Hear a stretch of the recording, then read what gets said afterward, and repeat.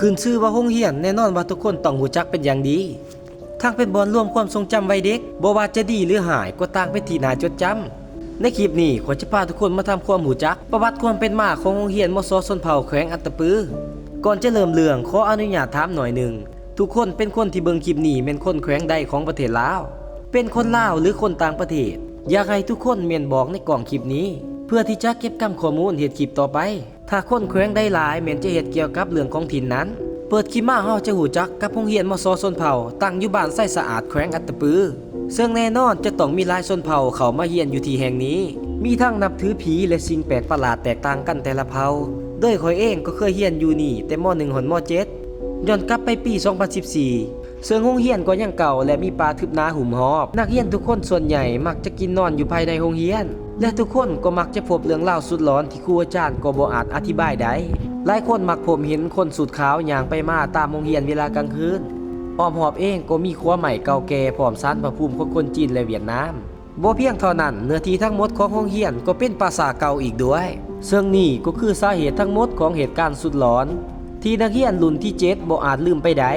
โดยในวันที่12เดือน9ปี 2014ได้มีหญิงสาวคนหนึ่งเป็นคนชนเผ่าแยะเล่าได้นางจดบทเรียนเวลากลางคืนตามวงระเบียบที่ว่างออกแต่ท่านได้นั่นก็ห้องไห้ออกมาจนสลบไปในที่สุดโดยจังหวะนั้นไฟฟ้าก็ดับเปิดสลับกัน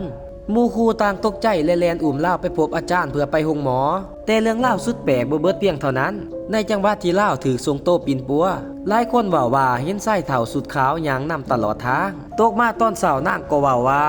มีคนอยากกินข้าวให้ไปหาหัวหมูมาถวายโดยด่วนซึ่งครูอาจารย์ได้ยินแนวนั้นก็พากันจัดสรรเครื่องถวายและมนต์ครูบามาสูตรภายในมือหลังจากเหตุการณ์ในมือนั้นก็เบิ่งคือบ่มีหยังเกิดขึ้นแต่กับกันหลายคนต่างพบกับเรื่องเล่าแปลกประหลาดทางภายในและอ้อมโรงเรียนบางคนก็ว่าเห็นคนยืนแนมเบิ่งอยู่กองขัว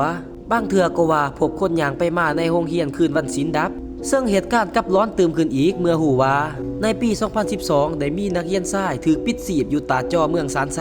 โดยถูกทำลายร่างกายจนบ่อาจจือใบหน้าได้และดวงวิญญาณก็ได้กลับมาสิงอยู่ในโรงเรียนเวลาผ่านไปก็มีเหตุการณ์อันเศร้าตื่มอีก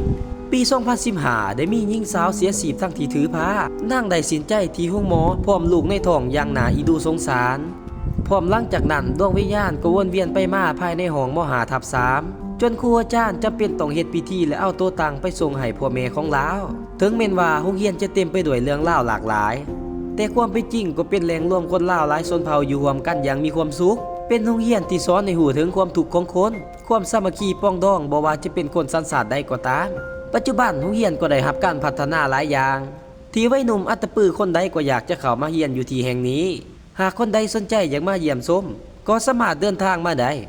เส้นทางพร้อมครัวก็ได้รับการซ่อมแปลงใหม่อย่างจบงามสุดท้ายนี้ถ้ารับชมคลิปแล้วอย่าลืมกดติดตามและคอมเมนต์ออกความคิดเห็นกันแน่เด้อทุกคน